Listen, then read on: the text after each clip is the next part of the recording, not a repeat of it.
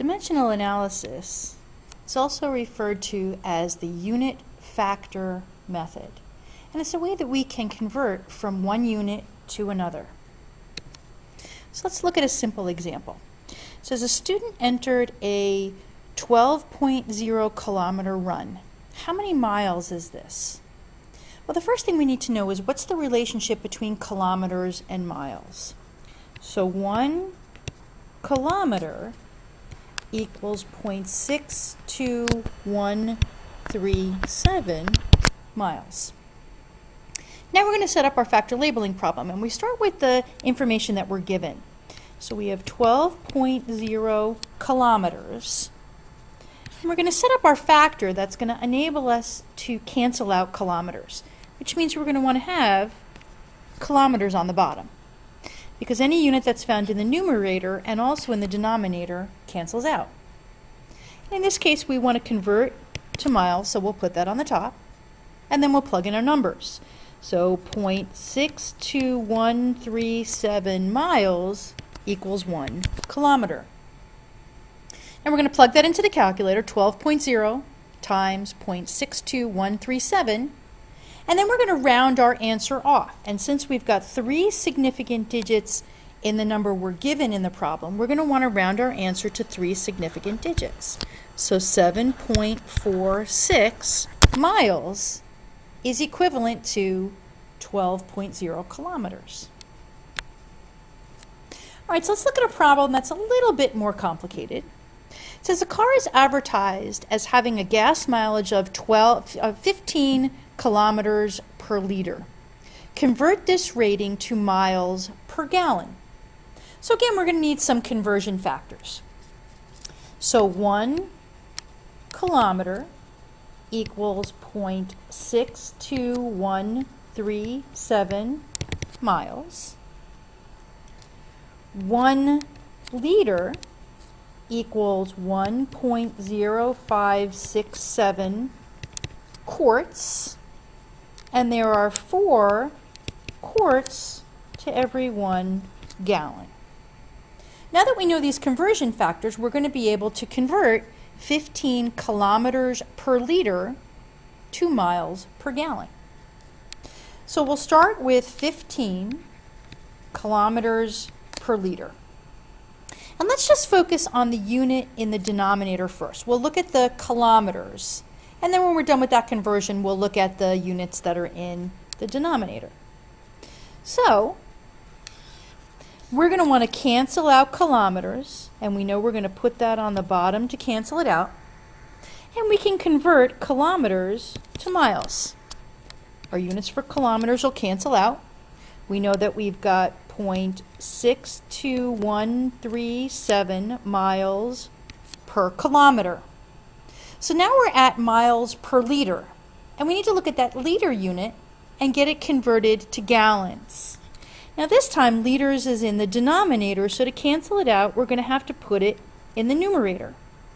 And we can convert liters to quarts. 1 liter equals 1.0567 quarts. Liters are in the denominator and the numerator, so they'll cancel out. So now our units are miles per quart, but we want miles per gallon. So we're going to have to convert from quarts, so we'll put that in the numerator so it cancels out, and we want to convert to gallons. And we know that 4 quarts equals 1 gallon. Our units are left with miles per gallon, and that's what we're looking for in the problem, so we have everything set up. Now we're going to take the numbers in the numerator, 15 times 0.62137 times 4, and we're going to divide it by the numbers in the denominator, in this case 1.0567.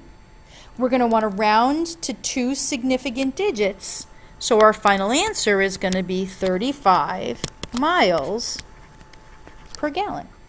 So 15 kilometers per liter is equivalent to 35 miles per gallon. So let's look at a third one. It says the volume of a solution is measured to be 6.20 liters. What is this volume in cubic inches. All right, so let's look at our conversion factors first. 1 liter equals 1,000 milliliters. And we should know that a milliliter equals a cubic centimeter. So if 1 liter equals 1,000 milliliters, it also equals 1,000 cubic centimeters. And then we've got 2.54 centimeters equals 1 inch. And we're going to use this information to do our conversions. So we'll start with our given value, 6.20 liters. And our first step is going to be to convert from liters to cubic centimeters. We know that 1 liter equals 1,000 cubic centimeters. We want to cancel out liters, so we'll put it in the denominator. And we're going to convert to cubic centimeters, so we'll put that in the numerator. 1,000 cubic centimeters equals 1 liter, and this step cancels out liters. Now we need to get from cubic centimeters to cubic inches. Well, we know the relationship between centimeters and inches. 1 inch equals 2.54 centimeters. But that's not going to cancel out cubic centimeters. So we're going to have to take this whole value here and cube it. Then we'll be left with cubic inches per cubic centimeter, and the cubic centimeters will cancel out. And that'll leave us with cubic inches. So we're going to take 6.20, multiply it by 1,000, and then divide it by 2.54 centimeters cubed. We're going to want to round our answer to 3 digits, so we're going to be left with 378 cubic inches. So 6.20 liters equals 378 cubic inches. Now let's look a little bit at temperature. And when we deal with temperature, there are 3 temperature scales that we're going to talk about. Our first temperature scale is Fahrenheit, probably the one you're most familiar with. Next is Celsius. And final are Kelvin. So let's compare these a little bit. If we were to look at Kelvin and Celsius, Kelvin and Celsius have the same size of a temperature unit or a degree, but their fundamental difference is where their 0 points are. If we look at Celsius, our 0 point is 0 degrees Celsius, but in Kelvin, it's 273.15 Kelvin.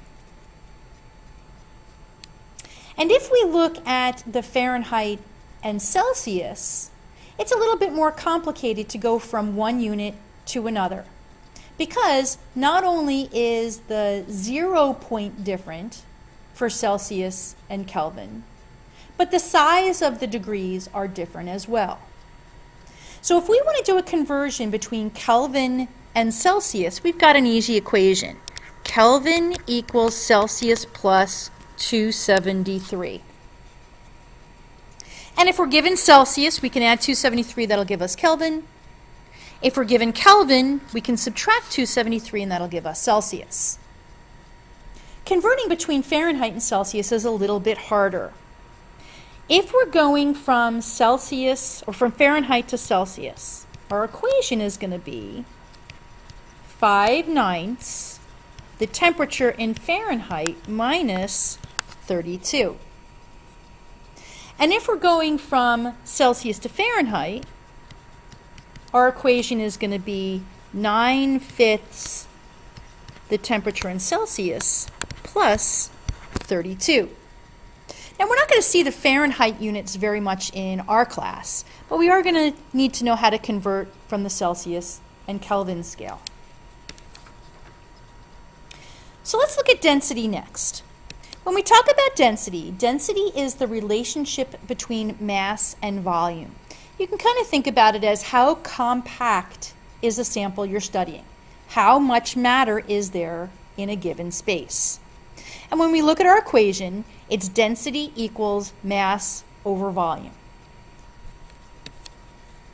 So we have several problems that we can see involving density. We could solve for density, we could solve for mass, or we could solve for volume. So in this problem, it says an object has a mass of 3.54 grams and a volume of 9.50 milliliters. What's its density? So density equals mass over volume. We know our mass, 3.54 grams. We know our volume, 9.50 milliliters. We'll take those values, plug them into the calculator, and we're going to want to round to 3 significant digits since both our mass and our volume have 3 digits. So we have 0.373, and our units would be grams per milliliter. Let's look at a problem where we want to solve for mass. So it's an object has a density of 4.32 grams per milliliter and a volume of 6.3 milliliters. What is the mass? So if density equals mass over volume and we want to solve for mass, we're going to have to multiply both sides by volume. So mass equals density times volume. So in this case, we've got 4.32 grams per milliliter times 6.3 milliliters. We'll plug that into the calculator, and because 6.3 only has 2 digits, we want 2 digits in our answer. So 27, and we'll have grams since milliliters cancel out. So let's look at the last example. An object has a mass of 24.53 grams and a density of 1.12 grams per milliliter. What's its volume? So if density equals mass over volume, and we want to solve for volume, we're going to have to multiply both sides by volume and divide both sides by density. So volume equals mass divided by density.